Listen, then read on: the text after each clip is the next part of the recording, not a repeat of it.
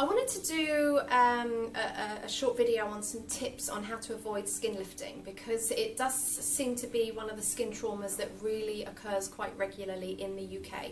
And it does go back to the original way we were trained to do waxing. So I'm going to give you a couple of tips on how to avoid a skin lift. So there's going to be a couple of images just coming in there that shows you what a skin lift is. And basically it's the superficial epidermal layers of the skin that are removed during the removal of a patch or a strip during waxing.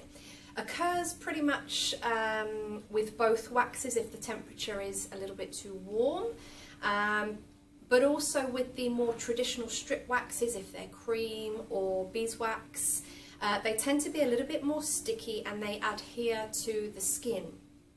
There is no reason for a skin lift to occur, so as a technician you can prevent any skin lifting occurring.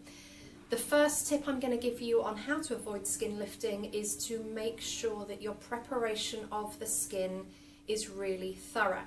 So we do need to make sure the skin is sterilised, but more than that I want you to imagine the skin being soft and hydrated. So with our Outback Organics preparation for the skin, we use our gel cleanser and the botanical oil because these soften and hydrate the skin. They also prepare the skin to release the hair once the patch or strip is being removed, so that the wax doesn't adhere to the skin.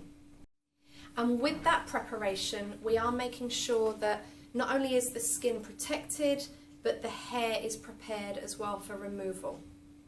The next thing after your preparation that you need to be really sure of is the temperature of your wax that you're working with. So either do a visual consistency check, so you check the wax with your eyes and make sure that it's sat on the spatula showing the correct temperature, or you use a thermometer to make sure that your working wax temperature, which is very different to the output of your machine, that your working wax temperature is suitable for the skin and safe for the skin. And the third thing is making sure that your stretching of the skin during your application of your wax, so this is whether it's strip or whether it's peelable, is in place. So you are supporting the skin, whether it's a small area like a brow or a large area like a leg, that you are supporting the skin for applying your wax. All of our waxes go with the direction of hair growth.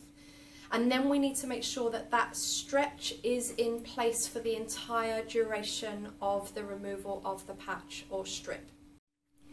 So these give you some generalised tips on how to avoid skin lifting.